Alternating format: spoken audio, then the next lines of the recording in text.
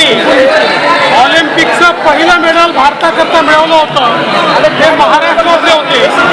त्यानंतर महाराष्ट्रामध्ये स्वप्नील कुसाळे यांना या ठिकाणी हे पदक मिळालेलं आहे आणि म्हणून मी स्वप्नील यांचं अतिशय मनापासून अभिनंदन करतो।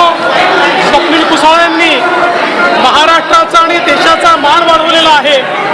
हे रेल्वेमध्ये तिकीट कलेक्टर आहेत आणि महाराष्ट्राच्या तमाम जनतेच्या वतीनं त्यांनी जो महाराष्ट्राचा आणि देशाचा मान वाढवला त्याबद्दल मी त्यांचं अभिनंदन करतो आणि मला विश्वास आहे की महाराष्ट्राचे मुख्यमंत्री लवकरच त्यांच्या सन्मानाकरता योग्य ती घोषणा करतील।